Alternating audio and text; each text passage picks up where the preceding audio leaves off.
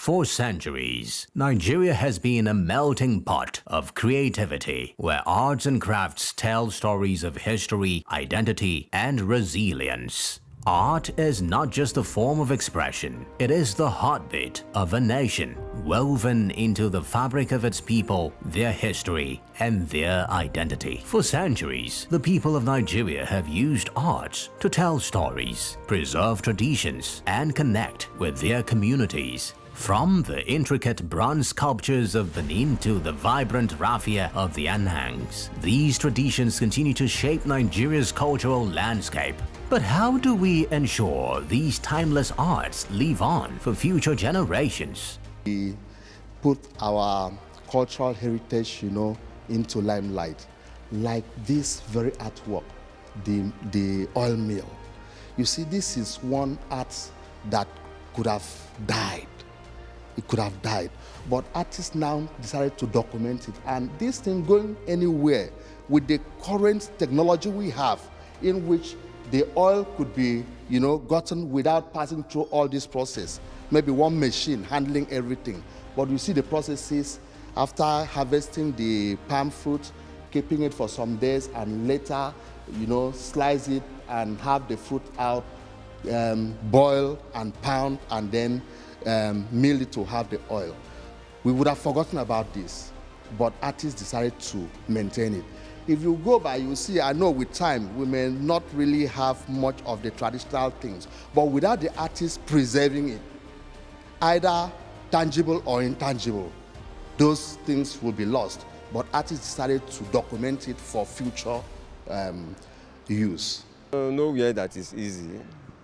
But the passion, and I later find out that in art, this is my oil well. So every profession has its oil well. I'm comfortable, but it's not easy anywhere. That is my own look. Look at it very carefully. We have a man and a woman. You see the cultural background, which the debtor and the woman does not have a tribe. That's what is portraying. But this is a man with a heart, which will tell you that this part of the country. But this woman does not really have any tribes. That's what is the painting is. We have two poetry sections here. This is one of them. Now, everything about poetry all starts from one place.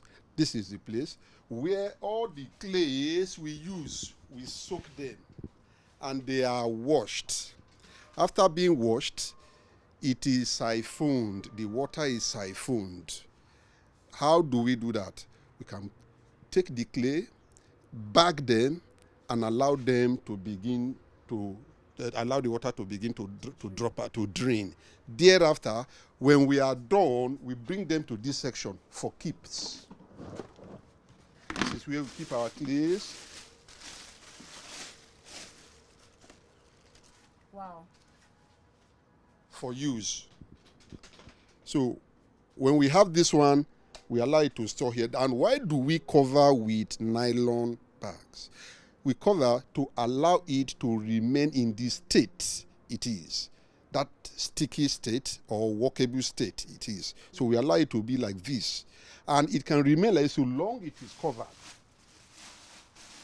So long it is covered. Even under the sun, it can remain like this for 10 years. It will not dry. Wow. And more. The state of art and culture and the cultural development in Nigeria is a very vast one. So humongous, so large, that we wouldn't even finish it in this program. But how be it?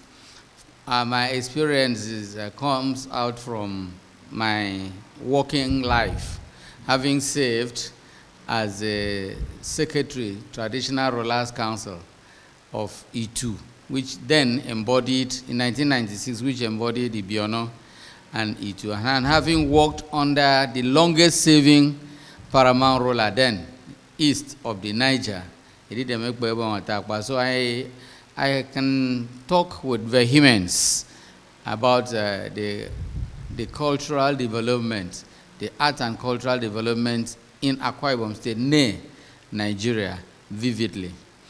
And that said, we can see that it is very, the development is very, very vibrant, howbeit multifaceted, because of the multifaceted nature of Akwa Ibom State and Nigeria at large. The state of art and cultural development is characterized by a rich tapestry of traditions. We have a lot of festivals and performing arts, and a growing focus on leveraging on this, on tourism and economic development. That should be the basics of what we talk about today. The development, the economic development, which the state government is using now. Just yesterday, I was going through the media and I saw ASEAN Oboikpa, which is very unique to only Akwa Ibom State. Fascinator before I now enter Gele and Auto Gele. There's difference between tying of Gele and Auto Gele. So this one is tying of Gele. So there is the one we call Auto Gele. That's these ones. Auto Gele. We saw that one with machine. So this one is tying of Gele. So this one is Auto Gele. My advice is for them to sit up and learn the work, because it's hard. Most people will say that tying of Gele is hard. But my advice is for them to have patience. When you have patience, you will do the work and get a good result. When you cannot do it, you will not have enough customers, you will not have clients. Because when you cannot do that thing, you will not be able to have clients. You know what to do. Even though you are in your own house, you still do it well. People will look for you. So my advice is for them to sit up. Like this, my girls, I advise them to sit up. They will say, this work is hard though for me to do one style, because we have so many styles of Gele. The work is hard, but I give them enough advice for them to sit up. Have patience. Everything in life is all about patience. In Akwa Ibom State, most people tie round. If you beyond now, or run, you see no, all tribe we tie. Most tie that people like is round than fun. It's based on choice. Nigeria is home to a vast array of indigenous crafts, each with deep cultural significance. In Kano, leather work thrives, while in Oshobo, the sacred art of the Oshun Grove. And in Ikorobomi Dam, there is still a wide array of inspirations from the crafts peculiar to the people there. Across the Niger Delta, intricate wood carvings reflect centuries of tradition. With modernization and globalization, traditional craftsmanship faces the threat of extinction, but some are working tirelessly to keep these traditions alive. We, from time to time, organize exhibitions and competition for artists. And with that, we bring them in and people get to know them and also patronize them. So most of them are really getting it well from this gallery. We exhibit them very, very well.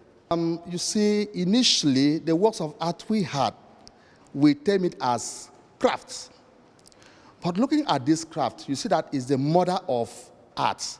Craft was seen as that crude way of representing art, without the formal, without principles, most principles and elements.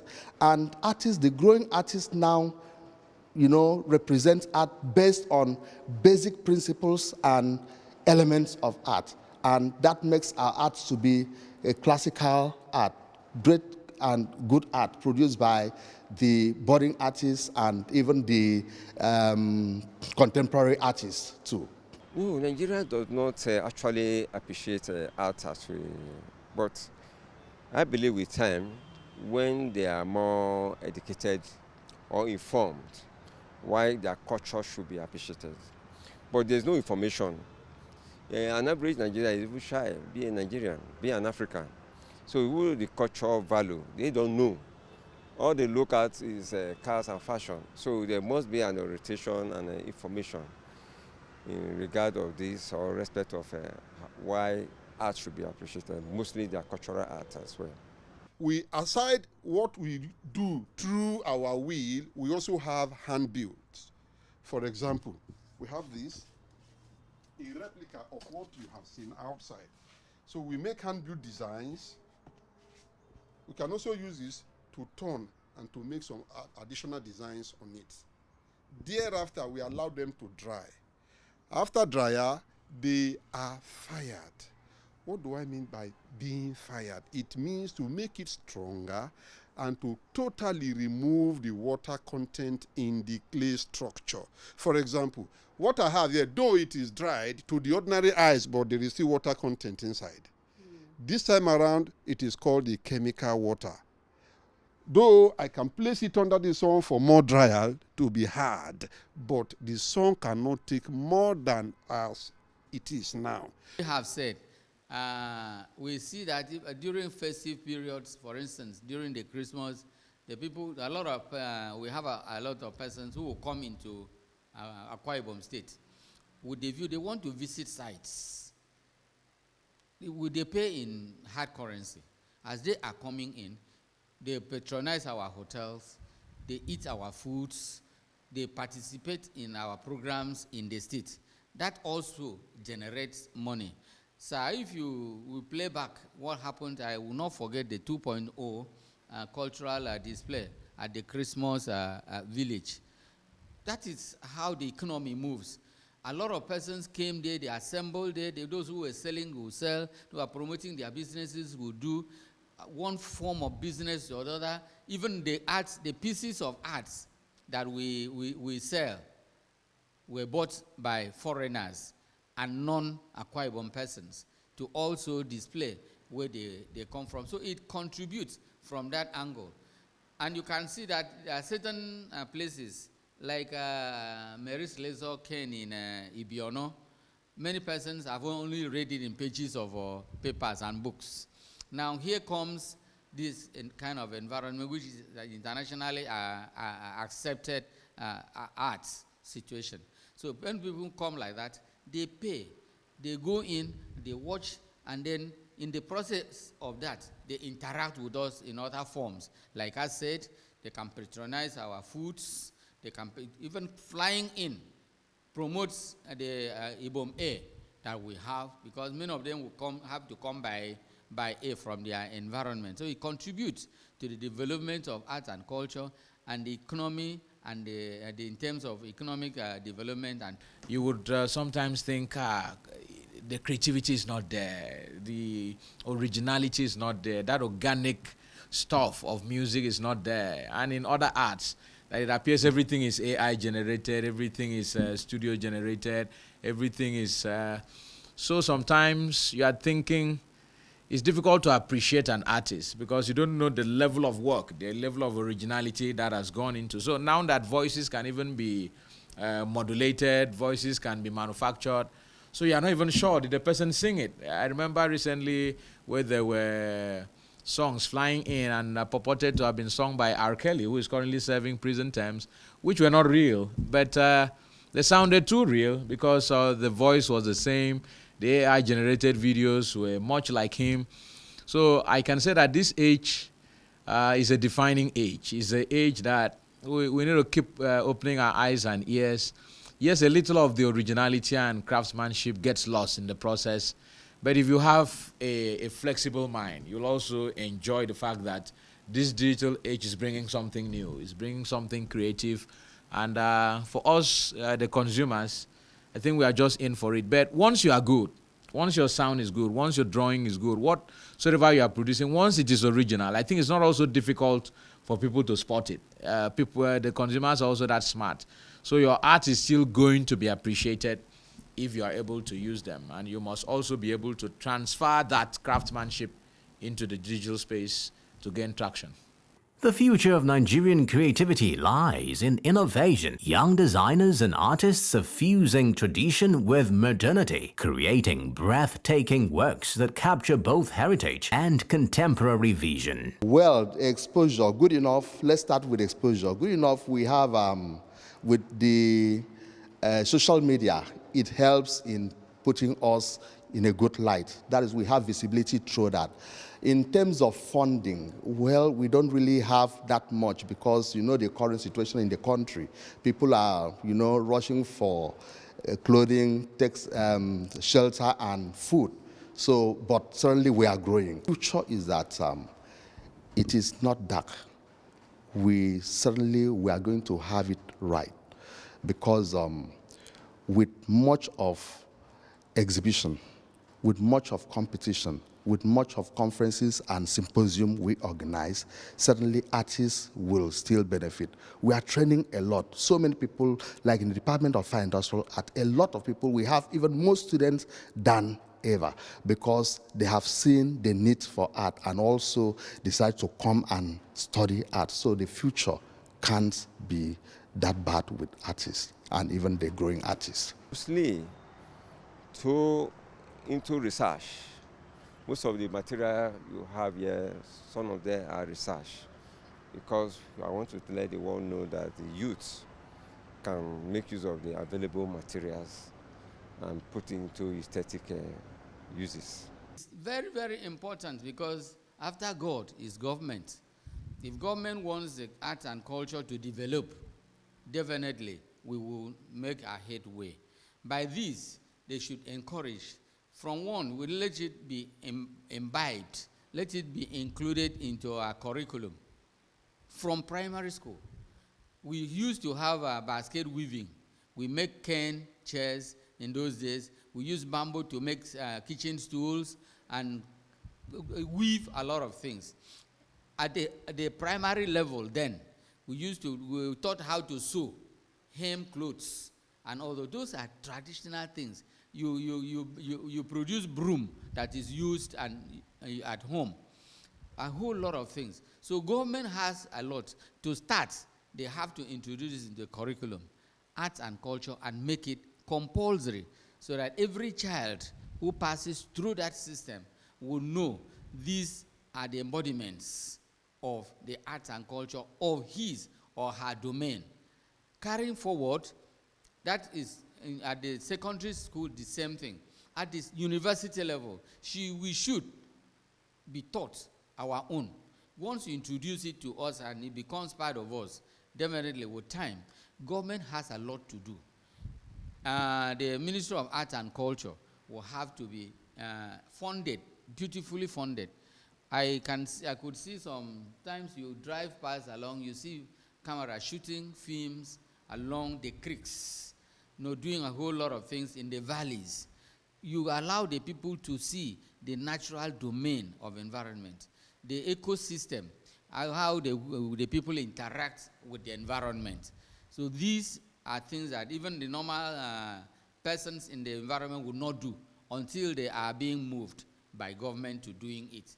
If it needs a lot of funding, we should do. Let us research too. In the university, we have people who are doing arts in the university. They are studying even drama in the university. If these are funded, beautifully funded, they are encouraged. Government holds the aces of life as far as culture, art and culture, and tourism is concerned in Akwa Ibom State, Nigeria. Say that social media plays a very fundamental and crucial role in digital marketing and the marketing of arts. The social media is a free platform, a market that already has, the customers waiting for you in billions and millions, just waiting for which art is going to topple the other and climb up on the news feeds.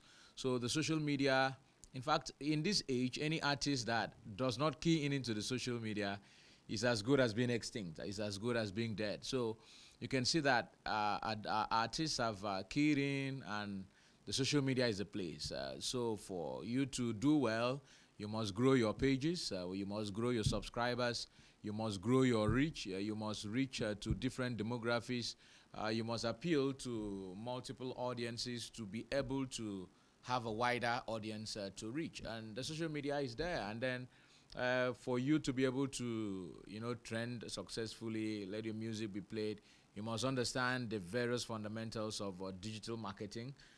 You must know influencer marketing. You must know how to sponsor and several other, strategies that come to ensuring that your art is out there. And I think artists are doing well in that regard. They are capturing the social media. So the question answers itself. The social media is now the bedrock of arts in Nigeria. If you take it away, it changes the dynamics completely. So I urge everyone to continue to grow. in the space. Gaining more in the social media is like winning an oil well. Once you have it, once you have the numbers, whatsoever you sell on that platform takes you straight into the realms of money. The future of Nigerian creativity lies in innovation. Young designers and artists are fusing tradition with modernity, creating breathtaking works that capture both heritage and contemporary vision. And on the strength of that, the artists, with innovation, decided to use bolts, and knot and pipes to arrange in a good composition to have an artwork, and that is how we have this COVID-19 symbol. And there are other things, like the fella up there. That fella, the artist made use of nails, so many nails to create that artwork. Very beautiful. In some other arms here, you see the portrait of our former President Goodluck Jonathan. The artist made use of something that you wouldn't believe, wrinkled. He made use of it to create that artwork, and if you see it, you love the artwork. It's very nice. There are a lot of things that are good. So certainly artists can never be stagnated. We make use of things that you will not believe, from west to world, and you see wonderful artworks. So we are growing, especially artists here in Nigeria. It's also a stylized work. It's a stylized work. It's not realism of an elephant. You can, it's like an elephant. The trucks are the portrait of an elephant. It's not a full elephant. It's a wood carving. It's up to 5 years. I have this piece. Yeah. This painting is one of my collections from other artists, which the name is here. This is not my painting anyway, but being a gallery, I also collect some works. Recently, during the Akwa Ibom Christmas celebration in the Christmas village, I think they call it 2.0 in 2024, we saw the unique cultures and arts from all the 31 local governments that assembled in the Christmas village. Top of the things that would distinguish us from other parts of this country would be uniquely, we saw the ikat, that is the tortillas, developed by Akwa Ibom people. We saw Enin, developed by some local government in Akwa Ibom State. You may not find this, because look at, we have Mkparenin, that is the legs of an elephant, but we showcased the complete elephant, which is the Enin from Mkparenin. We saw other local government that brought up what we call a crocodile. What do you call them? Ophium, from the water. They replicated them on land. We saw the axis bringing raffia, which is very unique. You cannot find it some other places. We saw Inaga Festival from Itu and Urwan come on board. So these are some of the unique features of the arts and culture of Akwa Ibom State, which, to me, uniquely distinguishes us from other cultural settings in Nigeria, which is very unique in nature. The age and the era we are now, fondly referred to as the digital era, is an era that is characterized by a lot of developments and improvements as far as communication, arts, and work generally is concerned, where we have platforms, applications, many machines and tools that aid work to be done in a swifter, more convenient and quicker way. And now we even have artificial intelligence, which completely has changed the trajectory of the digital age. So it's an age of speed, it's an age of acceleration, it's an age of making things happen quickly. And how has this affected traditional arts? What it has done is that it has quickened the process of arts. It means that you can create more within a shorter time. It means that you can create more from something. Traditional arts, one had to sit down, carve a paper, draw on a particular cardboard, and had to go through many analog models before arriving at the final answer. But in the digital age, if I'm a musician, I don't need to play the guitar myself. I don't need to play the keyboard or the piano myself. I can get a producer. I can get someone who understands the rudiments of whatever arts I'm going to produce, and we can get there quicker and faster than ever anticipated. So I think the digital era has grossly improved the traditional arts and has remodeled it in many, many fashions. Nigerian arts and crafts are more than relics of the past. They are the soul of a nation. By preserving, innovating, and embracing our heritage, we secure a future where Nigerian creativity continues to shine on the global stage.